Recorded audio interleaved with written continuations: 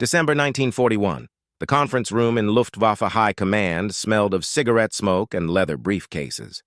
Maps of the Atlantic covered the walls, pinned with routes and projected ranges. Hermann Göring, Reichsmarschall of the Greater German Reich, stood before his staff officers and made a declaration that would echo through meteorological history with the bitter ring of hubris.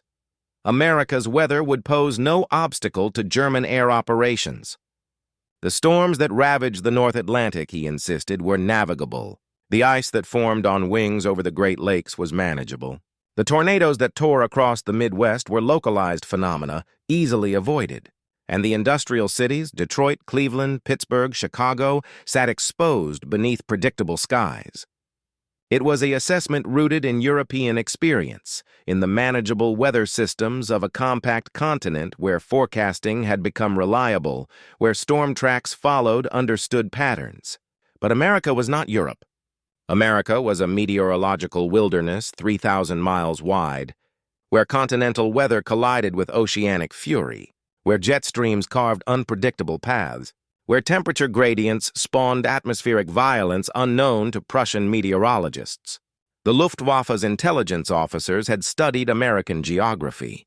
They had calculated distances and production capacities. They had identified targets with Teutonic precision, but they had not understood the sky itself, and that failure would shape the entire strategic calculus of a war that never came to American soil, yet whose absence was partly written in clouds and wind. The confidence in Berlin rested on success. By late 1941, the Luftwaffe had demonstrated its capacity to operate in diverse conditions. It had bombed London through fog. It had supported ground forces across the scorching summers of North Africa and the frozen winters of the Eastern Front. German meteorologists, among the finest in the world, had pioneered synoptic forecasting techniques. They understood frontal systems, cyclogenesis, and the behavior of Atlantic depressions. Their weather reconnaissance aircraft, specially modified Junkers Ju-86P and later Ju-86R models, flew missions over the Atlantic at altitudes exceeding 40,000 feet, gathering data from the very edge of the stratosphere. These operations gave German planners confidence that they could forecast conditions over any theater of operation. But American weather operated on a different scale entirely. The jet stream, that river of high-altitude wind that circles the globe, was only beginning to be understood in the early 1940s. German forecasters knew it existed. They did not yet grasp how it governed storm development across an entire continent. They did not understand how moisture from the Gulf of Mexico could collide with Arctic air over Kansas to spawn supercells.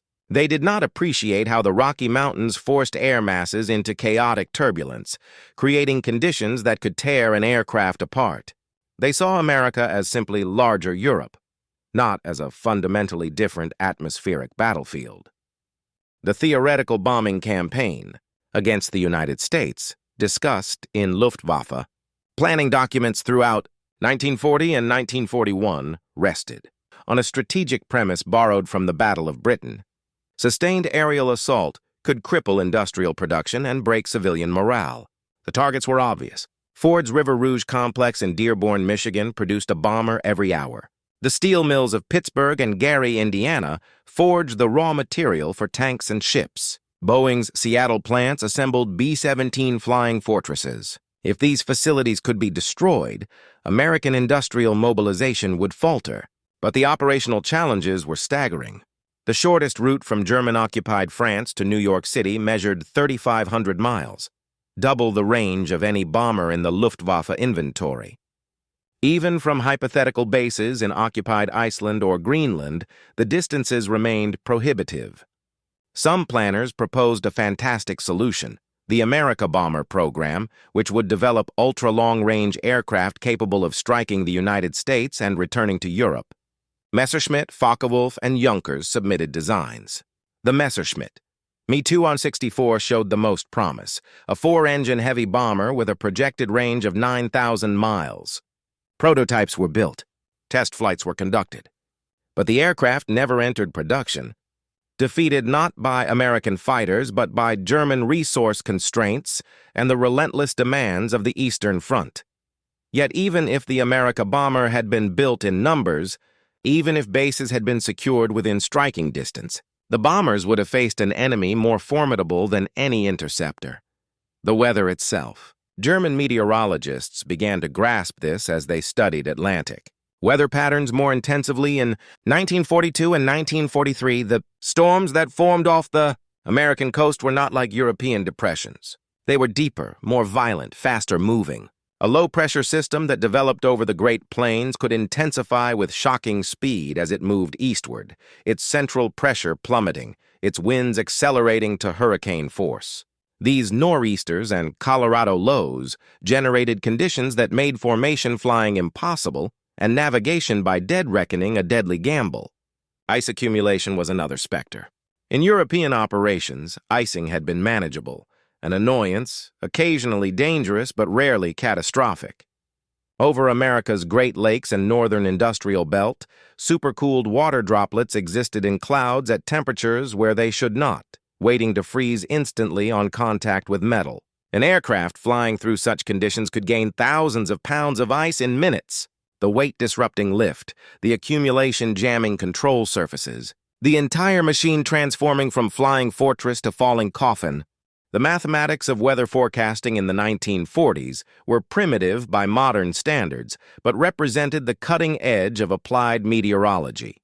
Forecasters worked from surface observations, temperature, pressure, humidity, wind speed, and direction, collected from weather stations and transmitted by telegraph and radio.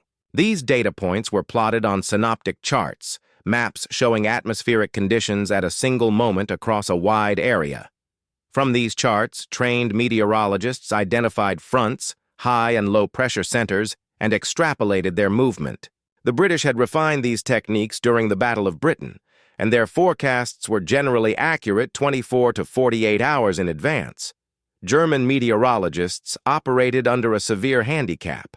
After 1940, they lost access to weather data from the Atlantic west of their reconnaissance range.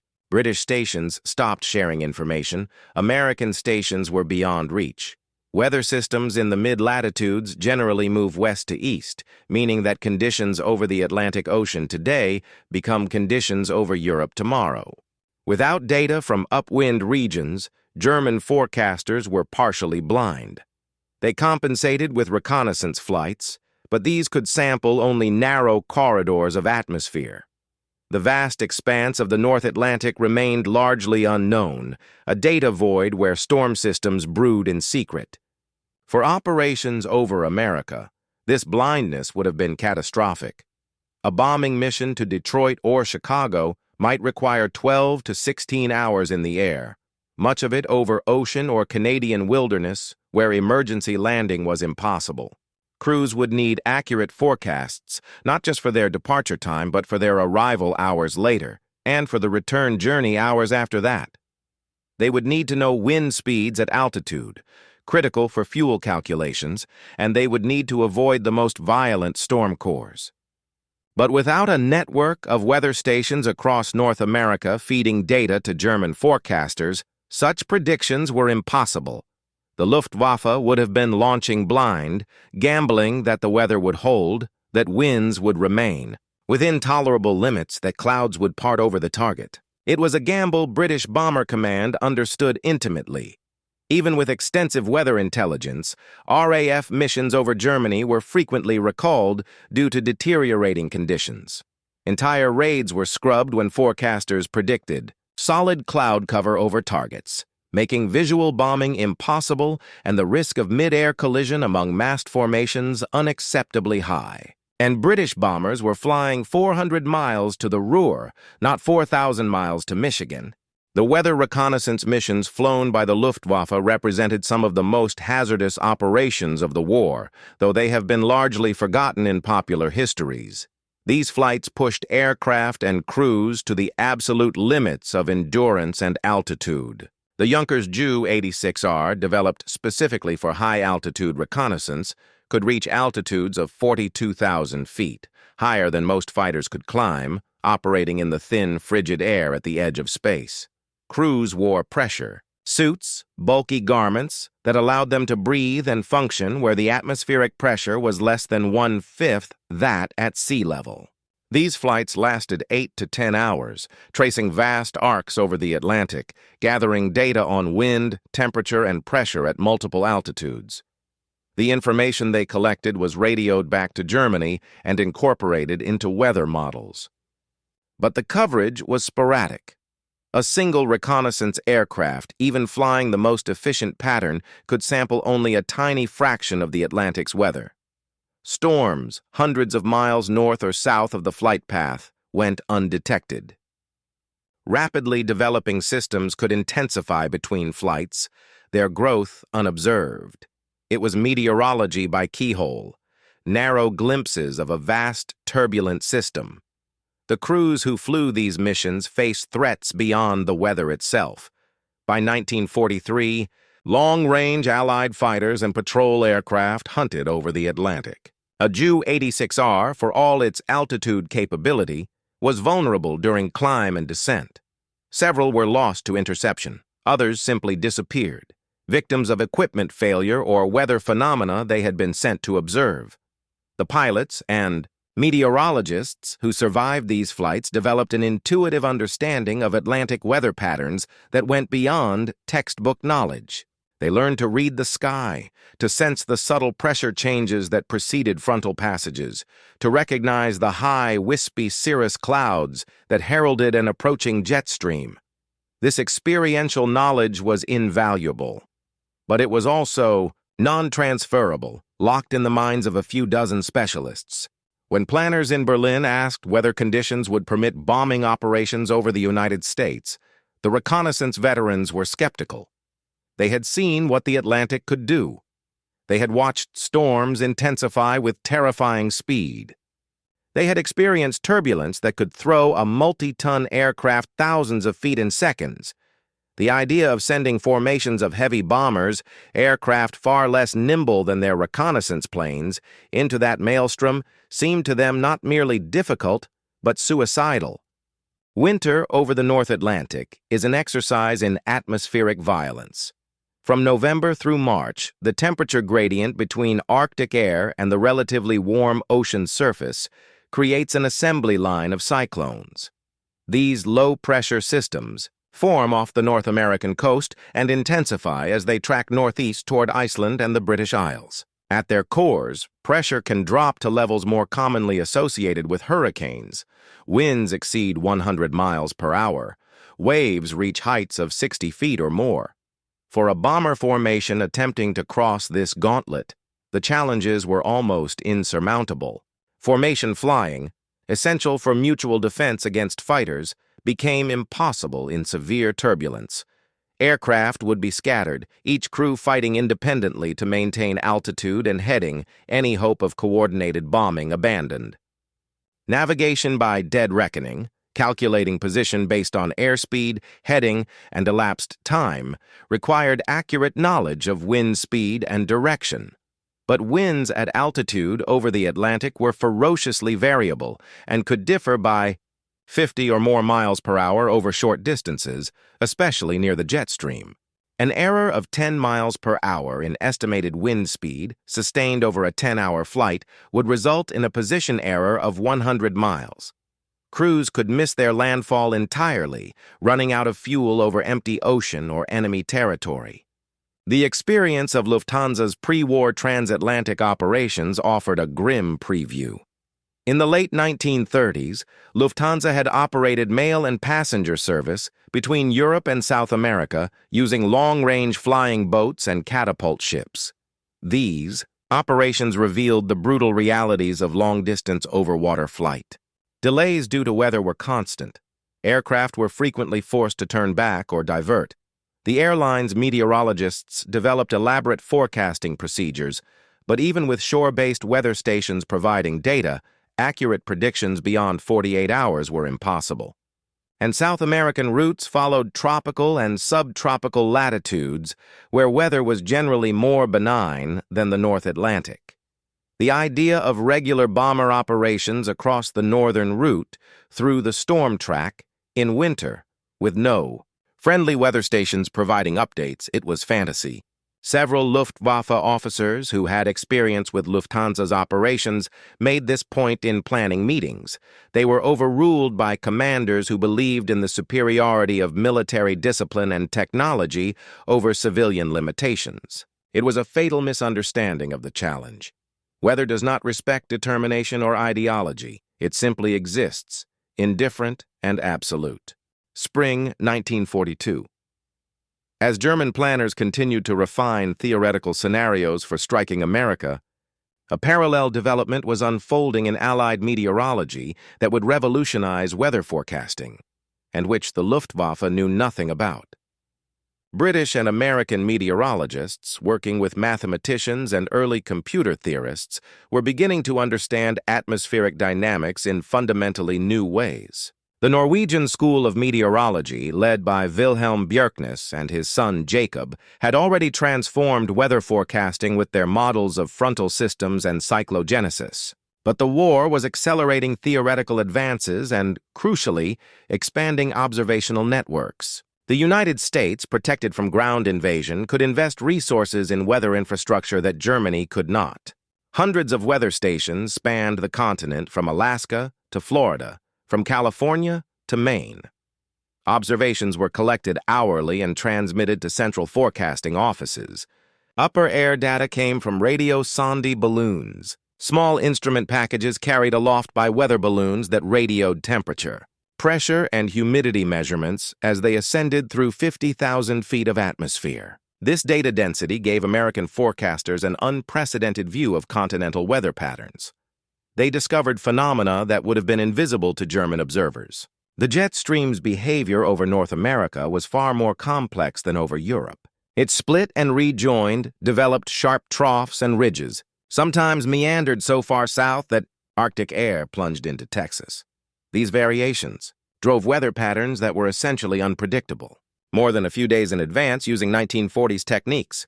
Even more significant, American meteorologists identified Lee cyclogenesis, the tendency for intense low-pressure systems to form on the downwind side of the Rocky Mountains.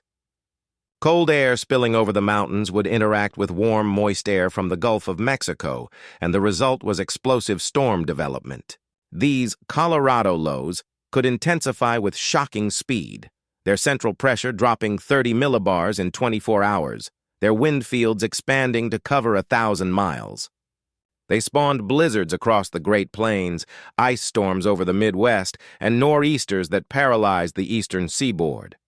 Forecasters learned to recognize the precursor conditions, but predicting the exact track and intensity remained as much art as science. For bomber crews approaching from the east, these systems would have been invisible death traps. Vast regions of turbulence, icing, and zero visibility that appeared with little warning. The theoretical Amerikabomber missions faced another meteorological enemy that German planners barely acknowledged: the thermal structure of the American atmosphere in summer. While winter brought obvious hazards, ice, storms, winds, summer presented subtler but equally deadly challenges. The central United States in July and August becomes a heat engine. Surface temperatures exceed 100 degrees Fahrenheit. The land heats faster than the surrounding oceans, creating a thermal low-pressure area that draws in moist air from the Gulf of Mexico. This moisture-laden air heated from below becomes unstable. It rises in powerful updrafts, forming cumulonimbus clouds that tower to 40,000 feet or higher. These are the supercells that spawn tornadoes, the thunderstorms that generate hail the size of baseballs. The weather systems that modern pilots equipped with radar and satellite imagery still avoid at all costs. A 1940s bomber with no weather radar and limited ability to climb above the storms would have had to thread through them. The turbulence inside a mature thunderstorm can exceed the structural limits of any aircraft. Updrafts and downdrafts of 10,000 feet per minute are common. An aircraft entering such a cell would be thrown upward or downward with such violence that crew members would be crushed against bulkheads or flung into the ceiling. Control surfaces would be torn away. Wings would fail. Even skirting the edges of these storms was dangerous. Lightning strikes, hail damage, and severe icing occurred well outside the visible storm core. German crews had encountered thunderstorms over Europe and North Africa, but nothing comparable to the American supercell. European thunderstorms, constrained by the continent's size and maritime climate, rarely achieved the intensity or vertical development of their American counterparts. Luftwaffe training and doctrine did not prepare pilots for weather that could destroy a bomber as efficiently as any fighter. The few German pilots who had visited the United States before the war, members of sporting clubs, airline pilots, exchange officers, tried to convey the scale of American weather. They described thunderstorms that looked like mountain ranges, that flashed with lightning for hours, that spawned multiple tornadoes visible simultaneously. Their reports were filed and largely ignored. The institutional mindset could not accept that weather itself could be a strategic obstacle. In the Prussian military tradition, obstacles were overcome through discipline and willpower. Weather was a tactical consideration, a source of friction to be minimized through planning. The idea that it could render an entire campaign impossible did not fit the conceptual framework. So the planning continued, even as the operational realities grew ever more prohibitive. By mid-1943, the notion of strategic bombing raids against the United States had been quietly abandoned within the Luftwaffe High Command. No formal decision was ever recorded. No memorandum declared the concept unfeasible. It simply faded from planning documents, displaced by the desperate realities of the Eastern Front and the expanding Allied bombing campaign against Germany itself. But the meteorological lessons of those abortive plans influenced German defensive operations in subtle ways. Luftwaffe night fighters, defending German cities against RAF bomber streams, learned to exploit weather. They positioned themselves at the edges of cloud banks where visibility was poor, waiting for British bombers to emerge. They used the vertical structure of clouds to hide their approach, climbing through layers of stratus before diving on targets from above. German forecasters, coordinating with fighter controllers, identified nights when cloud cover would disrupt British formations without being so thick as to ground all operations. This was weather warfare of a defensive kind, using atmospheric conditions not to enable attack but to degrade enemy effectiveness. The irony was not lost on veterans of the Amerikabomber planning sessions. Germany, which had dreamed of projecting power across oceans, was now using weather as a shield, hoping that clouds and fog would protect cities that lay helpless beneath the sky. The defensive weather operations revealed how sophisticated German meteorology had become, even as its strategic applications narrowed. Forecasters developed techniques for predicting fog formation over airfields with remarkable accuracy, critical information for recovering night fighters whose fuel exhausted at dawn. They learned to predict the exact altitude of cloud bases, allowing fighters to position themselves optimally. They identified atmospheric conditions that produced contrails, the white vapor trails that marked aircraft at altitude, and scheduled operations for nights when conditions would not betray German fighters to British gunners. This was meteorology in service of survival, not conquest. The grandiose visions of 1940, bombers darkening the skies over American cities, had been replaced by the grim arithmetic of attrition. Every aircraft that returned safely was a victory. Every crew that survived the night was an asset preserved. The weather, once dismissed as a manageable variable, had become an ally to be courted and a force to be respected. German meteorologists, working with incomplete data and primitive computational tools, achieved forecasting accuracies that saved thousands of lives. But they could not change the fundamental reality. The Luftwaffe was fighting a defensive war, and no amount of meteorological skill could alter that strategic truth. The Americans, meanwhile, were learning their own lessons about weather and air power, lessons that would shape the strategic bombing campaign against Germany and Japan. The 8th Air Force, operating from bases in England, faced weather challenges that mirrored those the Luftwaffe would have encountered over America. The North Atlantic storm track passed directly over the British Isles. Cloud cover over Germany was frequent and thick. Ice accumulated on bombers climbing through clouds over the English Channel. Winds at altitude could exceed 150 miles per hour, pushing formations off course and complicating navigation. Yet the Americans persisted, and they did so by building an unprecedented weather intelligence infrastructure. The Army Air Force employed hundreds of meteorologists, more than any other military service. They established weather stations across Britain equipped with the latest radiosonde balloons and surface instruments. Reconnaissance aircraft flew daily weather missions over the Atlantic and the North Sea, gathering data that was immediately incorporated into forecasts. Most importantly, American meteorologists developed close collaboration with their British counterparts. The British, with 4 years of war experience, had learned which weather conditions permitted effective bombing and which did not. They shared this knowledge freely, understanding that Allied success depended on coordinated operations. The result was weather forecasting that, while far from perfect, achieved operational utility. Missions were planned around weather windows, periods of 2 or 3 days when conditions over Germany would permit visual bombing. When forecasts proved inaccurate and crews encountered unexpected cloud cover, they adapted, bombing through clouds using radar or hitting secondary targets where visibility was better. The flexibility came at a cost. Bombing accuracy degraded sharply when crews could not see their targets. Missions flown through heavy cloud cover sometimes resulted in bombs falling on open countryside or neutral territory. But the campaign continued because the strategic goal, destroying Germany's industrial capacity, could tolerate imperfect execution. A factory that was only damaged could still be counted as a partial success. A raid that hit the wrong city still tied up German defenses and consumed resources. The Americans had embraced what the Germans never could, the acceptance of imperfection. They did not require ideal conditions. They operated in marginal weather, took higher losses, achieved less precision, and won through sheer persistence and overwhelming industrial capacity. It was a style of warfare that matched the American weather itself, vast, violent, unpredictable, but ultimately conquerable through resources and determination. The Pacific War provided an even starker demonstration of weather's strategic importance. American bombers attacking Japan from bases in the Mariana Islands flew through weather systems utterly foreign to European experience. The Western Pacific in summer is dominated by the Intertropical Convergence Zone, a belt of towering thunderstorms that circles the globe near the equator. Typhoons, Pacific hurricanes, form in these waters and track northward toward Japan, intensifying as they move over warm ocean currents.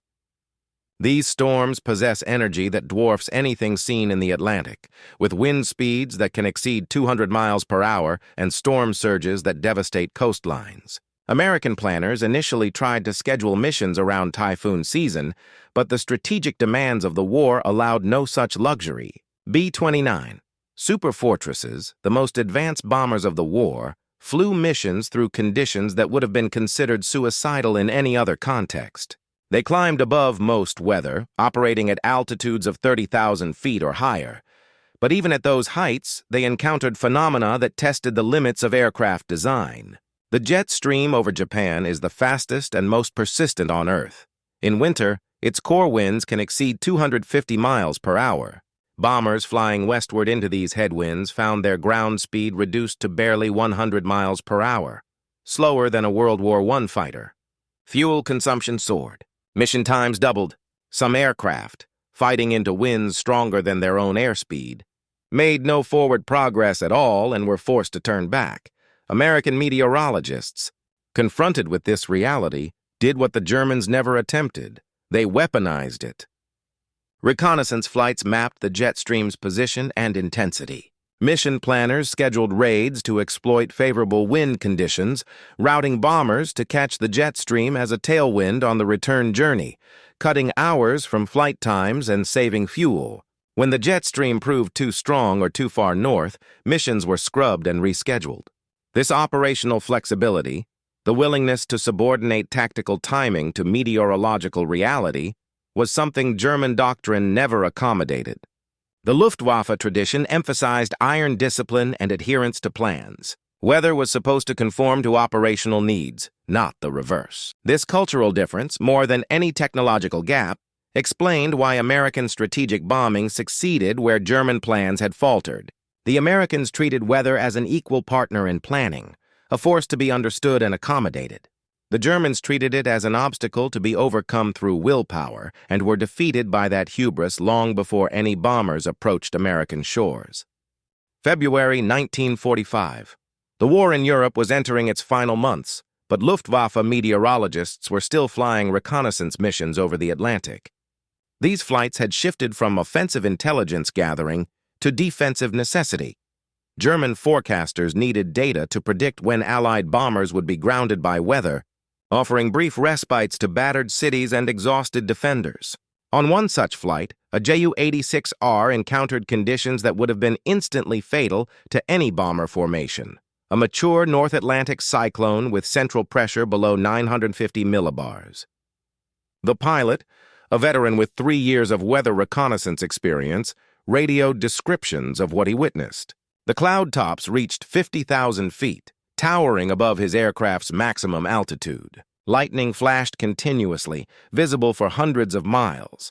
The sea below, glimpsed through breaks in the clouds, churned with waves the pilot estimated at 70 feet. Wind speeds at his altitude exceeded 130 miles per hour, pushing the aircraft sideways despite full rudder deflection. Ice formed on the wings within minutes, requiring continuous use of de-icing systems. The pilot survived by skirting the storm's periphery, never approaching the core where updrafts and downdrafts reached their peak intensity.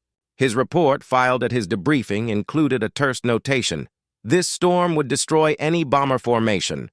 Recommend against all operations when similar systems are present." The report was one of thousands that accumulated in Luftwaffe meteorological archives throughout the war, a record of atmospheric violence that collectively documented why the Amerikabomber concept had always been fantasy. But the lessons documented in those reports extended beyond the specific question of bombing the United States. They revealed fundamental truths about the relationship between technology and nature, between human ambition and physical limits. The bombers of the 1940s, for all their sophistication, were primitive machines by the standards of atmospheric science. They could not see weather ahead of them. They could not communicate reliably with bases thousands of miles distant.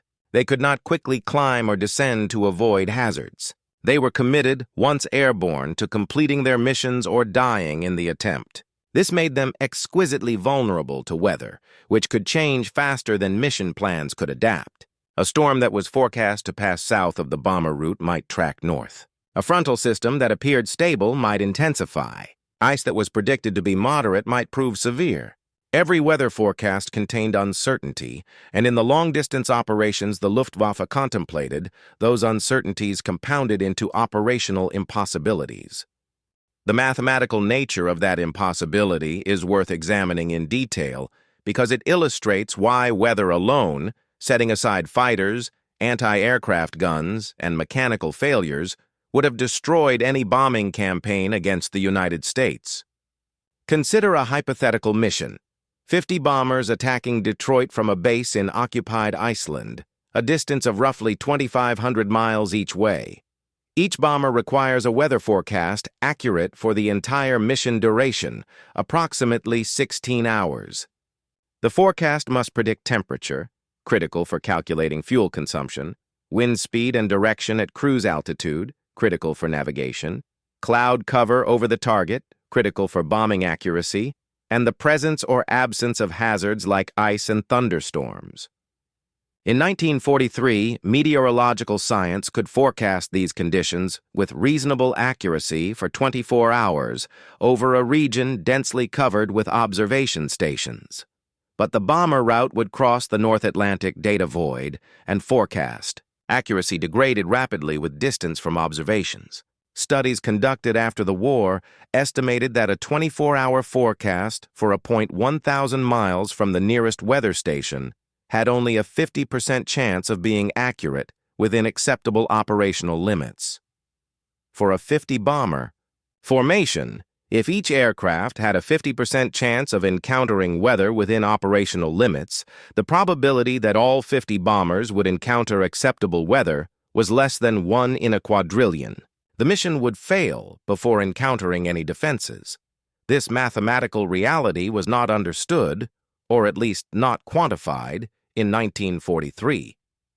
Meteorology was still developing the statistical frameworks that would eventually allow precise estimation of forecast uncertainty. Luftwaffe planners, working from deterministic forecasts, Predictions that stated what the weather would be without probabilistic nuance underestimated how quickly confidence degraded over long distances and long time periods.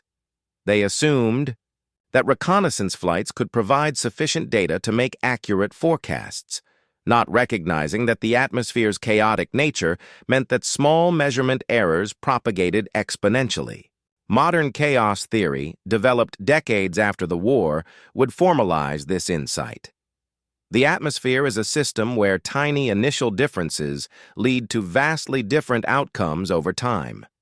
A butterfly flapping its wings in Brazil could, in principle, trigger a tornado in Texas. A temperature measurement off by 1 degree could, after several days of forecast propagation, result in a prediction error of hundreds of miles in a storm's position. The Luftwaffe's weather reconnaissance, for all its courage and sophistication, was sampling a chaotic system that could not be predicted with the precision their operations required. They were trying to forecast the unforecastable and would have paid in blood for that impossibility. The ice problem alone would have been sufficient to doom the Amerikabomber.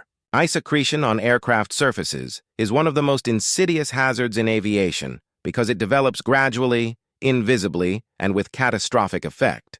An aircraft flying through clouds at temperatures between 0 and minus 20 degrees Celsius encounters supercooled water droplets, liquid water that exists below its freezing point, held in that unstable state by lack of a nucleation site. The aircraft's wings, engines, and control surfaces provide that nucleation site. Droplets strike the metal surface and freeze instantly, building up layers of ice that grow with each passing moment. The ice is not smooth. It forms in rough, irregular shapes that disrupt the airfoil's carefully designed aerodynamics. Lift decreases. Drag increases. The aircraft becomes heavier and less controllable. In extreme cases, ice can add several tons to an aircraft's weight in less than an hour. Control surfaces can freeze solid, making the aircraft unflyable. Engines can ingest ice broken from wings and fuselage, causing catastrophic failure. De-icing systems in 1940s bombers were primitive. Heated leading edges, rubber boots that inflated to crack ice loose, and were effective only against light accumulations. Severe icing overwhelmed these systems, and the only solution was to climb above the clouds or descend below them, maneuvers that were often impossible when flying in formation over the ocean. The geography of icing over North America was particularly treacherous. The Great Lakes, enormous bodies of water that remain unfrozen even in winter, pump moisture into the atmosphere. Cold Arctic air moving over the lakes picks up water vapor and forms clouds laden with supercooled droplets. These lake effect clouds extend downwind for hundreds of miles, creating corridors of severe icing. Any bomber approaching Detroit, Cleveland, or Chicago from the east would have to traverse these zones. The conditions were predictable only in a general sense. Lake effect clouds would be present whenever Arctic air flowed over the lakes. But their exact extent, altitude, and intensity varied from hour to hour. German forecasters, without real-time data from stations around the lakes, would have had no way to predict safe routes. Bomber formations would have entered blind, climbing through clouds thick with ice, watching their wings grow white carapaces, feeling the controls grow sluggish, hoping they could reach clear air before the weight became unbearable. Some would have succeeded. Many would have spiraled into the lakes or forests below, victims of an enemy they could not see and could not fight. The memorial markers would have read, "Lost to weather." But the truth would have been more specific. Lost to hubris, to the arrogance of believing that skill and courage could overcome atmospheric physics. Spring 1944. While the Amerikabomber remained a fantasy, real bombers were dying over Europe in numbers that provided hard data on weather's lethality. The 8th Air Force kept meticulous records of every mission, including causes of loss. The statistics were grimmer than public reports acknowledged. On missions where weather was rated as poor or severe, loss rates sometimes exceeded 10%, 1 bomber in 10 failing to return. Some losses were attributable to fighters and flak, but a significant fraction were classified as operational losses, a euphemism covering everything from mid-air collisions in clouds to crashes on landing in fog. Weather-related losses peaked in winter, when icing and storms were most severe, but occurred year-round. Thunderstorms destroyed bombers in summer. Fog caused landing accidents in autumn. Spring brought violent frontal passages that scattered formations and forced individual aircraft to navigate alone through hostile skies. The American solution was to accept these losses as the cost of maintaining operational tempo. Mission planners scheduled raids whenever conditions were marginally acceptable, knowing some aircraft would be lost to weather, calculating that the strategic benefits outweighed the human cost. It was brutal arithmetic, but it was honest arithmetic, a clear-eyed assessment of what could be achieved with available technology under real atmospheric conditions. The Germans never made that calculation for operations against America because they could not. Their strategic position, fighting a multi-front war with dwindling resources, did not permit the attrition that American operations accepted. A 10% loss rate on missions to Detroit would have been unsustainable. The Luftwaffe by 1944 was desperately short of trained crews, experienced pilots, and serviceable aircraft. Every bomber lost represented resources that could not be replaced. The Americans could afford to trade aircraft for strategic effect. They built bombers faster than weather could destroy them. The Germans could not. This asymmetry in industrial capacity made weather a more formidable enemy for Germany than for the United States. Both nations faced the same atmospheric physics, the same storm systems and icing hazards. But America's ability to absorb losses transformed weather from an absolute barrier into a calculable cost. Germany, lacking that margin, found weather-imposing limits that no amount of courage or skill could overcome.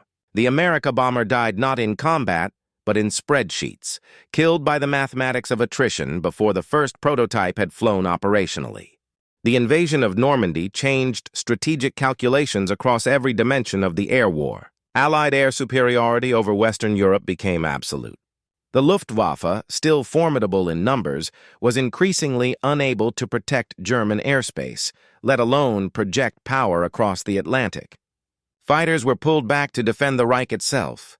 Bomber production shifted toward jets and rockets, defensive weapons, not offensive ones. The Amerikabomber proposals that still circulated through the RLM bore the mark of desperation rather than strategy. Some advocated single-use missions, bombers that would strike American cities and then ditch in the ocean, crews hoping for rescue by U-boats. Others proposed using the Amerika aircraft as transports, delivering saboteurs or propaganda agents rather than bombs. These were not serious military proposals. They were the fever dreams of an empire in collapse, grasping at any action that might reverse an irreversible tide. Meanwhile, the practical problems that had always doomed the Amerikabomber became more acute. Fuel production was collapsing under Allied bombing. Synthetic fuel plants were priority targets, and by mid-1944, production had fallen to a fraction of what the Luftwaffe required for routine operations. There was not enough aviation fuel to sustain defensive missions over Germany, let alone to stockpile for speculative raids across the Atlantic. The numbers were merciless. A round-trip mission to New York would consume more fuel than several dozen defensive sorties over the Reich. Every leader allocated. To the Amerikabomber was a leader, denied to fighters desperately needed to intercept. The bomber streams that arrived daily. The strategic logic had inverted completely. Germany no longer had the luxury of offensive gestures. Survival required every resource be devoted to defense, and even that was proving insufficient. By autumn, the Amerikabomber existed only in file cabinets and the occasional staff meeting where it was discussed with the solemnity accorded to relics. Engineers still worked on long-range designs, but the context had shifted. They were no longer designing weapons to strike America, but studying problems of range and endurance for their intrinsic technical interest, disconnected from operational reality. The designs grew more elaborate and more fantastical. 6-engine bombers, aircraft with detachable pods, proposals to refuel over the Atlantic using U-boats modified with hoses and pumps. None of it was buildable with available resources. None of it addressed the fundamental problems. They were exercises in aeronautical imagination, not instruments of war.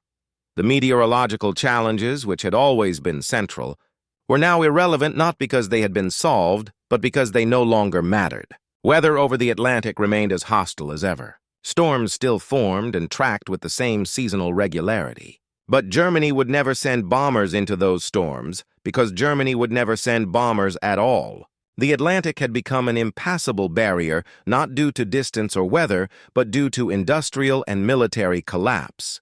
The debate over whether a German bomber could survive the crossing was moot. The question was no longer technical, but existential. Could Germany survive long enough to build such aircraft? The answer, increasingly obvious to anyone who examined the strategic situation honestly, was no. The Luftwaffe's focus had narrowed to immediate threats. Jets were coming online, the Me-262, fast enough to evade most Allied fighters, capable of disrupting bomber formations. But jets consumed fuel voraciously and required specialized maintenance. They were defensive weapons, useful for intercepting raids over Germany, but unsuitable for long-range missions. Every resource went toward keeping these aircraft operational. Every trained pilot was needed to fly them. The notion of diverting any capacity toward an Atlantic bomber was absurd. It would have been strategic suicide, sacrificing immediate defensive needs for a symbolic gesture that would achieve nothing.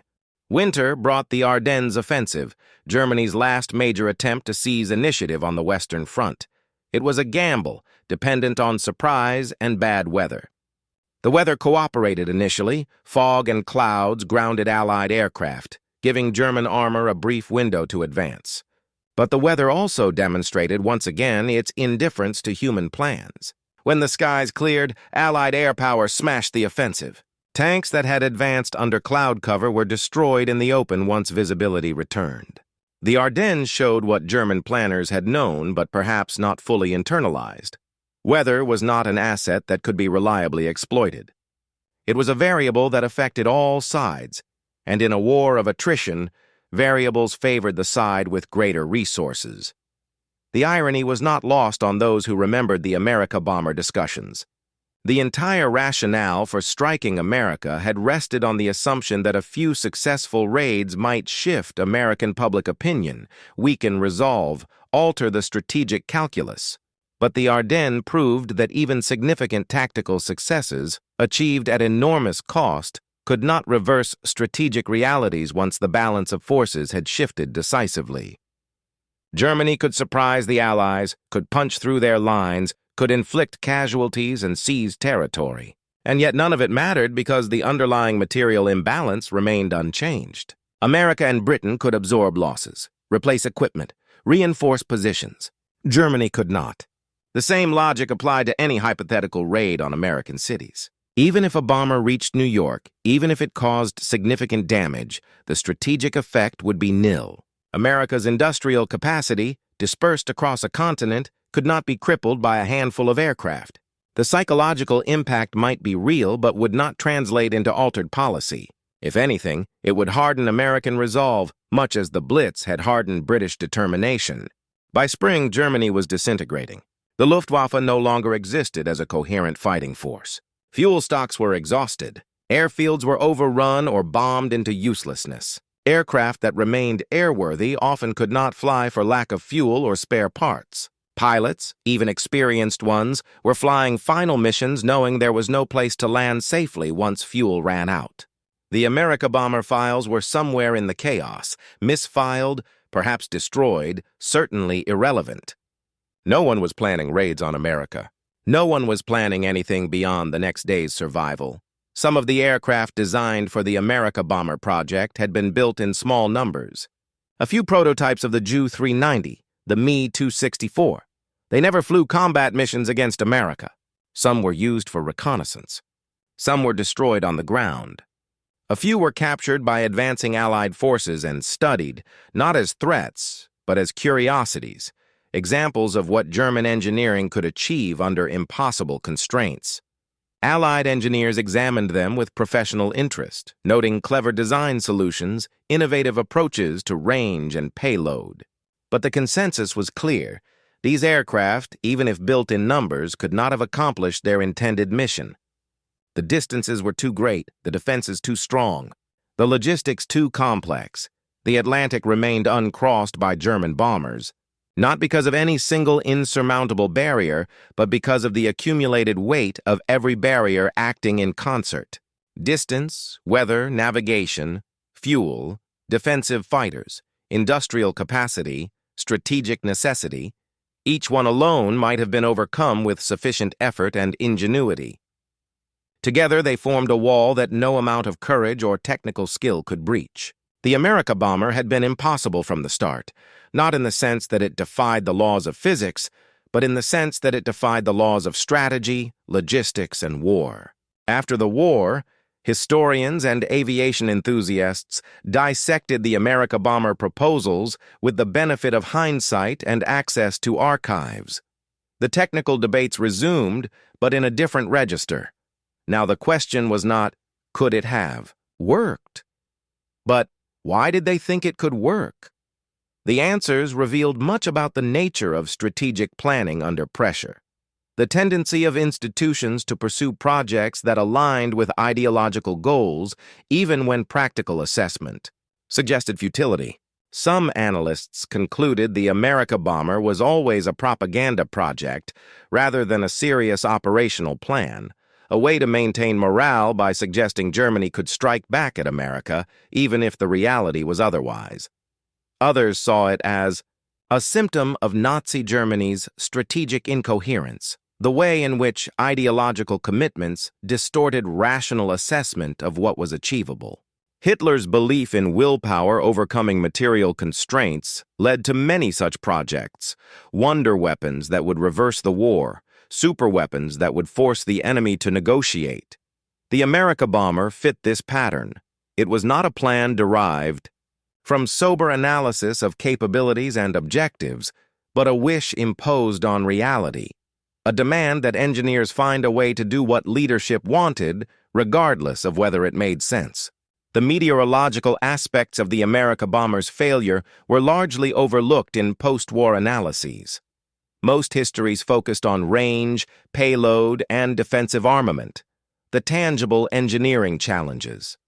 Weather appeared, if at all, as a footnote or a complicating factor. Yet weather had been central. It was not the only reason the Amerikabomber failed, but it was sufficient reason on its own.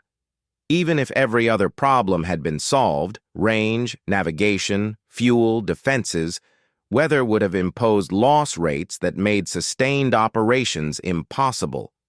The Atlantic's atmosphere was a more effective defense than any fighter screen or flak barrage.